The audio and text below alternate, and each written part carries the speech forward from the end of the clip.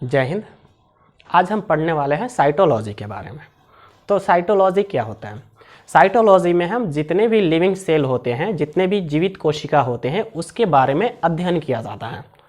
उसके बारे में क्या किया जाता है? अध्ययन किया जाता है। और जो कोशिका होती है उस कोशिका का स्ट्रक्चर क्या होगा एंड फंक्शन क्या होगा, यानी उसकी संरचना क्या होगी और कार्य क्या होगा, इसके बारे में हम किस में पढ़ेंगे? साइटोलॉजी के अंदर पढ़ते हैं सेल के बारे में। किसके बारे में? सेल के बारे में। अब ये होता है कि सेल क्या होता है? तो सेल ये हमारे जीवन की क्या होती है? क्रियात्मक एंड संरचनात्मक इकाई होती है। मतलब कि फंक्शनल एंड क्या होता है?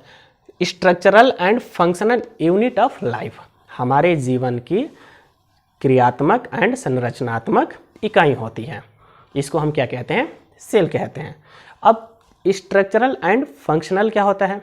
यानी उसकी बनावट क्या होगी और उसका कार्य क्या होगा, क्योंकि बनावट और कार्य किस पे डिपेंड करता है? सेल पे डिपेंड करता है। ठीक है। ह्यूमन की जितने भी ह्यूमन बॉडीज़ है उसकी संरचना अलग होगी, कार्य अलग होगा। जितने भी एनिमल्स हैं उनकी संरचना अलग होगी, कार्य अलग होगा। तो इसके बारे में हम आज स्टडी करेंगे। ठीक है। तो जो सेल की खोज करता है, मतलब कि डिस्कवरर बाय सेल, वो कौन है? Robert Hooke. कौन है? Robert Hooke. इन्होंने कब किया था? 1665 यानी 1665 में, यानी 1665 में। और किस में? तो कॉर्क के अंदर देखा था। किसके अंदर? कॉर्क के अंदर। तो कॉर्क क्या होता है?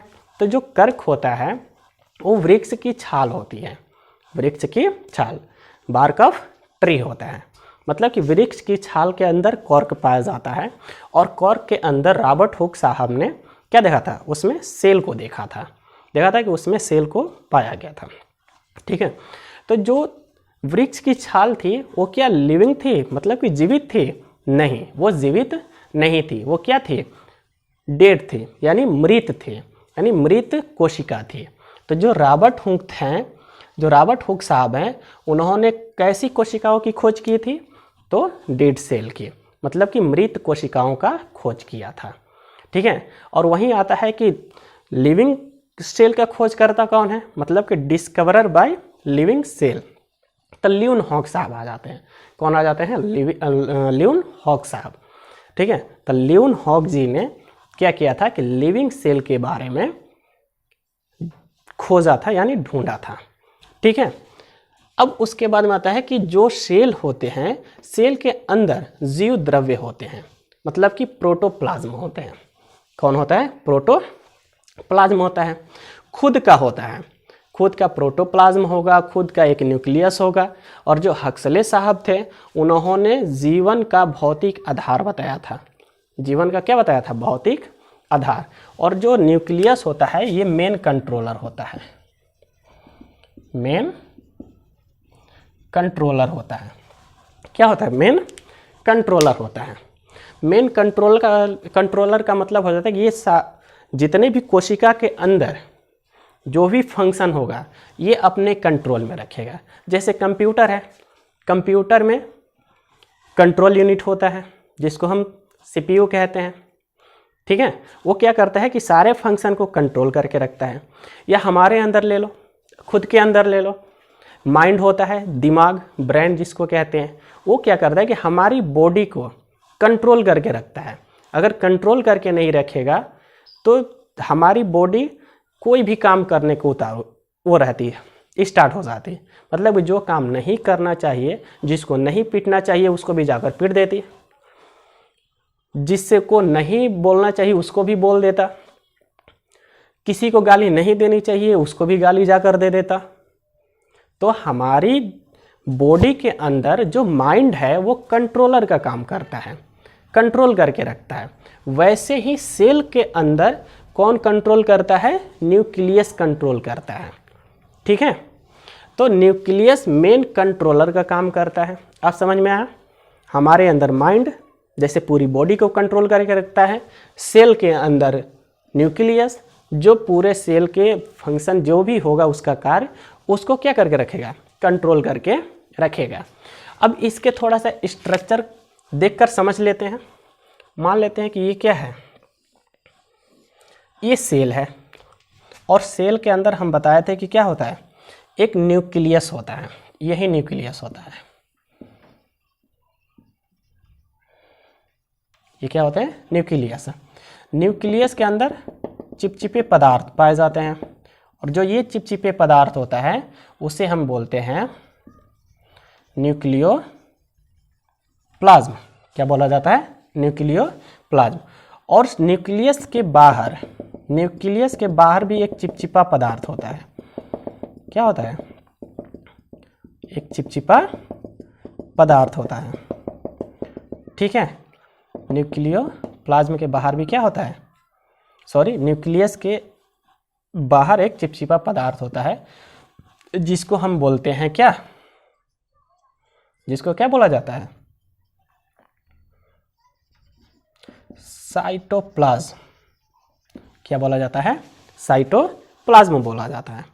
ठीक है, अब कोशिका के अंदर न्यूक्लियस पाया जाता है और न्यूक्लियस के अंदर भी सारी चीज़ें पाई जाती हैं। जैसे में क्रोमोसोम हो गया, ये क्रोमैटिन धागों का बना होता है। ठीक है, तो ये पाया जाता है। कोशिका के अंदर माइटोकॉन्ड्रिया हो गया, ठीक है, गोल्जी बॉडी हो गई, ये सारी चीज़ें इसके अंदर पाई जाती है। ठीक है, अब आता है जो प्रोटोप्लाज्म होता है। प्रोटोप्लाज्म वो किसका बना होता है, तो साइटोप्लाज्म और न्यूक्लियोप्लाज्म का।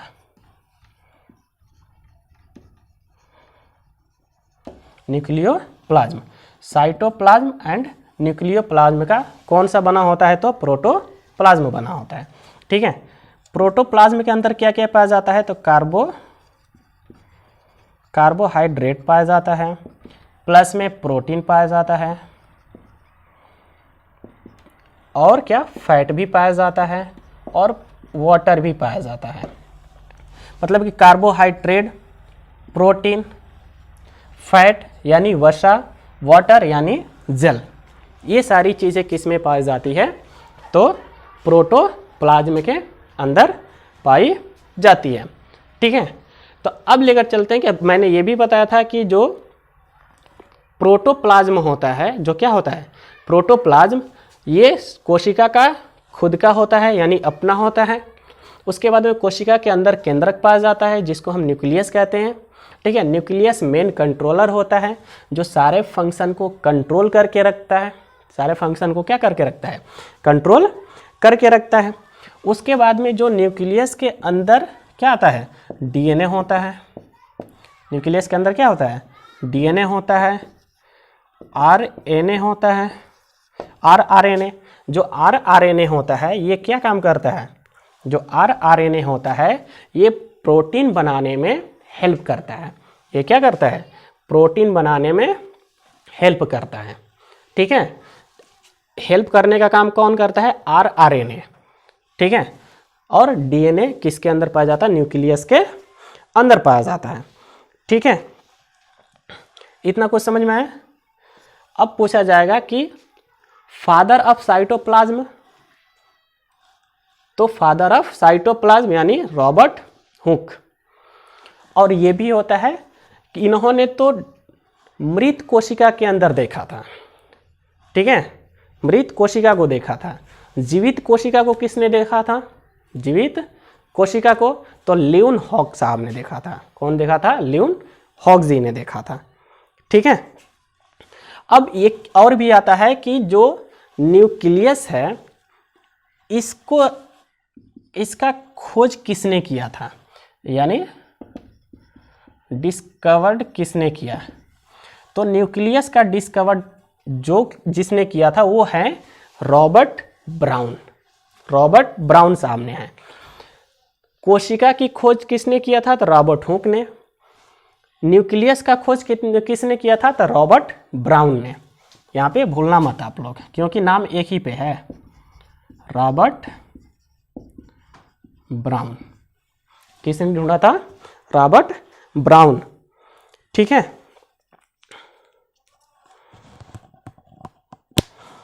Robert brown. और कब, ये भी लिख लेते हैं, 1831 में, 1831 में।